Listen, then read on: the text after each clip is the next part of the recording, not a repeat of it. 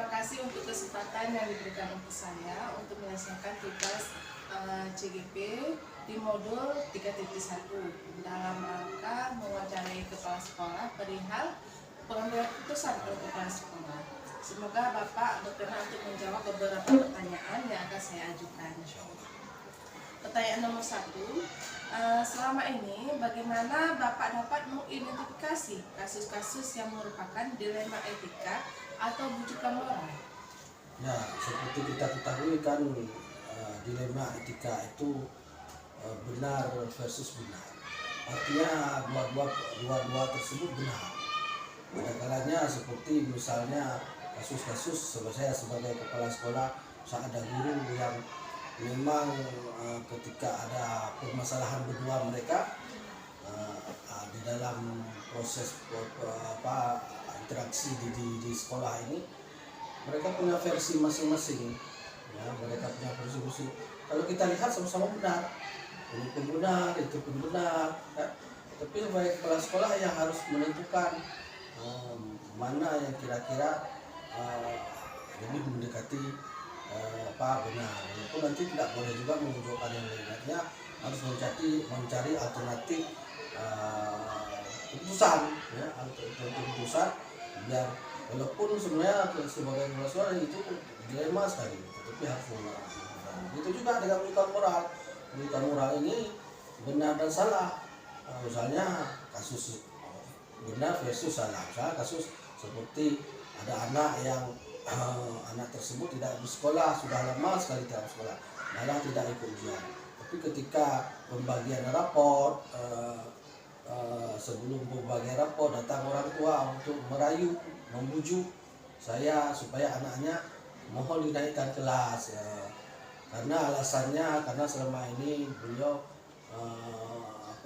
menyuruh anaknya membantu beliau dalam bekerja sehingga tidak sempat sekolah.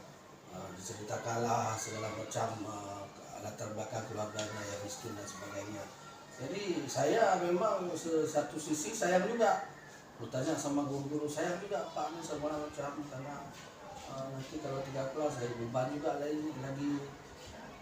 Tetapi secara aturan, kalau kita lihat aturan tahapan-tahapan yang harus siswa mulai dari pembelajaran sampai itu ujian dan sebagainya itu tidak dilakukan.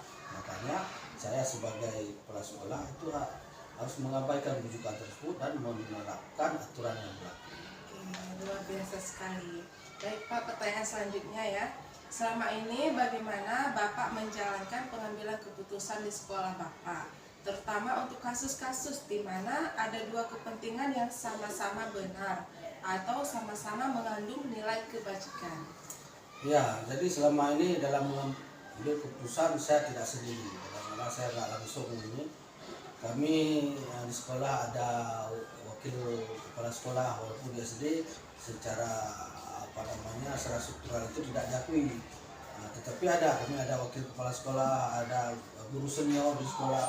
Jadi sebelum misalnya hal-hal yang memang dilema saya dalam mengambil keputusan tersebut, atau hal-hal yang memang kedua-duanya mengandung kebaikan, sama-sama benar.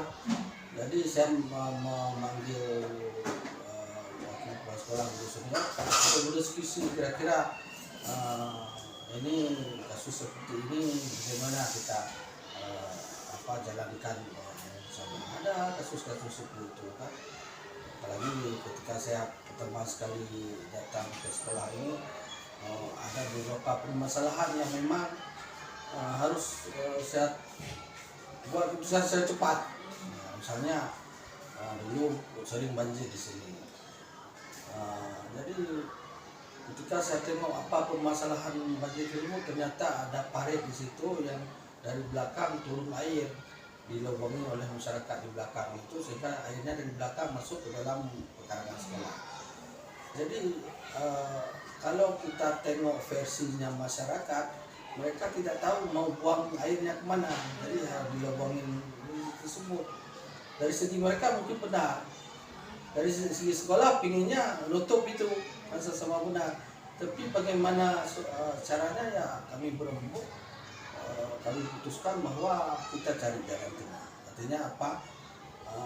Mereka pun tidak terabaikan dengan ataupun tidak merasa dipojokkan, kita juga misalnya akhirnya kami buat parit itu lebih lebar, dan kami buat dindingnya sehingga nggak terjadi banjir lagi. Jadi hal-hal seperti itu perlu memang kolaborasi dengan guru-guru yang lain, jadi tidak sendiri. Luar biasa Pak, sangat bijaksana ya Pak. Baik Pak, pertanyaan selanjutnya, langkah-langkah atau prosedur seperti apa yang biasa Bapak lakukan selama ini? Ya, kalau dalam mengambil keputusan seperti yang sudah saya sampaikan tadi barusan, ketika keputusan itu memang bisa saya langsung langsung saya putuskan, tapi ketika hal-hal yang memang terjadi dilema,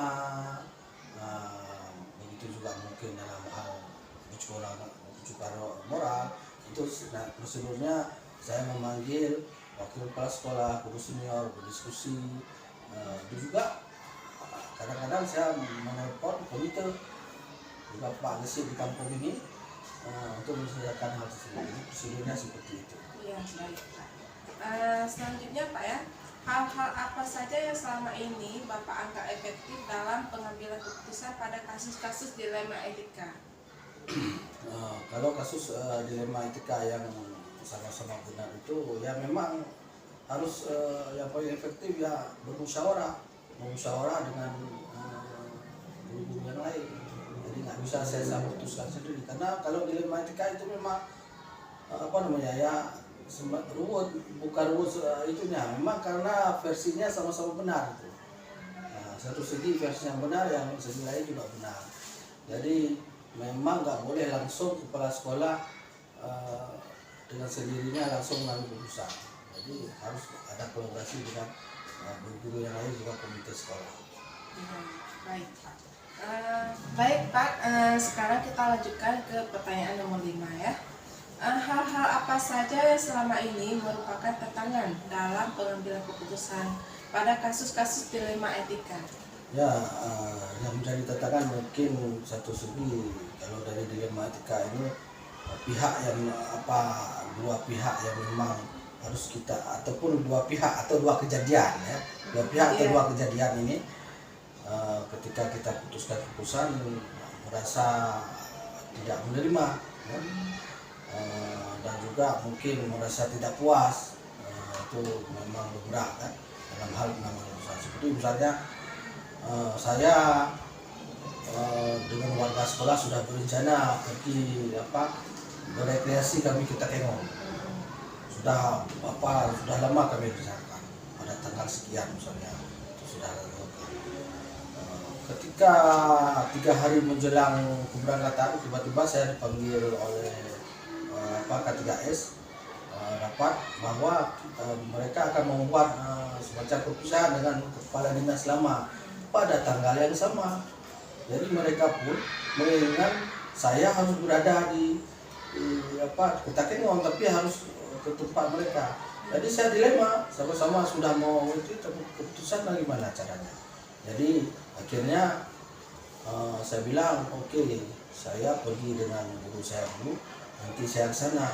Memang ada satu sisi ada yang tidak puas karena tidak penuh di satu tempat.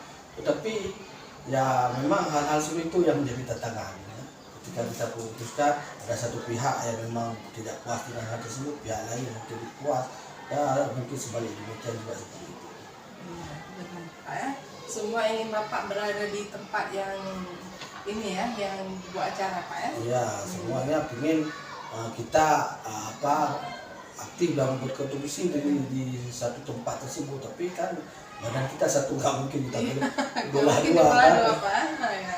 Baik Pak, pertanyaan selanjutnya, apakah Bapak memiliki sebuah tata cara atau jadwal tertentu dalam sebuah penyelesaian kasus dilema etika? Apakah Bapak langsung menyelesaikan di tempat atau memiliki sebuah jadwal untuk menyelesaikannya? Bentuk atau prosedur seperti apa yang Bapak jalankan? Saya tidak ada jadwal khusus karena kan kasus-kasus tersebut biasanya insidensial. Tiba-tiba ada kasus yang seperti ini dilaporkan misalnya, ataupun jadi dengan tanpa kita schedulekan kan. Jadi ya prosedurnya ya seperti sudah saya sampaikan tersebut. Ketika ada hal-hal yang memang menyangkut dengan sekolah, menyangkut dengan guru dan sebagainya, jadi kita musyawarahkan, kita putuskan terus apa yang memang secara aturan memang tidak salah, ya secara moral juga tidak bersalahan, sehingga keputusan yang kita ambil keputusan bersama walaupun atas nama kepala sekolah. Baik Pak, pertanyaan selanjutnya, adakah seseorang atau faktor-faktor apa yang selama ini mempermudah atau membantu Bapak dalam pengambilan keputusan dalam kasus-kasus dilema etika? Ya, alhamdulillah di SD 7 Muara 2 ini saya tengok guru-gurunya dan staf semuanya kompak-kompak. Itu yang menjadi faktor yang luar biasa, aset ya kalau saya bilang, aset yang luar biasa, sehingga ketika ada masalah yang membutuhkan keputusan yang cepat di sekolah ini, mereka supportnya luar biasa dan memberikan ide-ide dan sebagainya, sehingga saya merasa tidak sendiri.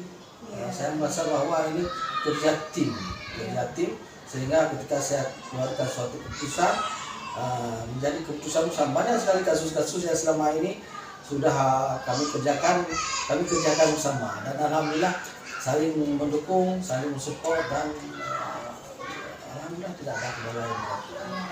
Jiwa kekeluargaannya sangat Ya, kuat jiwa Pak? keluargaannya luar biasa. Ya, luar biasa ya SD 7 Muara 2. Oke Pak, pertanyaan yang terakhir, dari semua hal yang telah disampaikan, pembelajaran apa yang dapat Bapak petik dari pengalaman Bapak dalam mengambil keputusan dilema etika? Ya, memang dalam mengambil keputusan ini kita harus siap dihujat juga, itu pembelajarannya. Siap dibenci juga sama orang. Karena yang saya pelajari selama ini bahwa gak mungkin kita menyenangkan semua orang. Iya, benar Pak. Gak mungkin juga ketika dipujuk orang secara aturan itu salah, kita iakan terus. Ya memang pembelajaran yang saya ambil bahwa saya harus siap menerima konsekuensi sebagai pengambil keputusan. Apapun yang terjadi ketika keputusan sudah ditetapkan melalui prosedur yang sudah saya lakukan dan ditetapkan, ya harus saya siap menerima konsekuensinya. Dibenci orang yang bagi yang mungkin Tidak senang, mungkin itu yang tantangan saya juga, pembelajaran yang bisa saya ambil. Yang penting kita ada musyawarah Pak ya, Ada musyawarah ya. Keputusannya. Sungguh bijaksana Pak. Iya begitu ya. Terima Mudah-mudahan kasih. saya ini karena saya menjadi kepala sekolah baru nggak sampai 1 tahun, mudah-mudahan terus menerus belajar dari hal-hal. Semakin banyak kasus yang muncul, semakin banyak pembelajaran yang dapat kita Iya, ambil. benar. Ketika sedikit kasus, ya sedikit ilmu yang kita dapat. Jadi semakin banyak kasus ya membuat kita lebih Bijaksana dalam menghadapi permasalahan Pak ya. Itulah. Terima kasih untuk kesempatan yang telah diberikan ke saya Pak. Terima kasih. Assalamualaikum warahmatullahi wabarakatuh. Waalaikumsalam.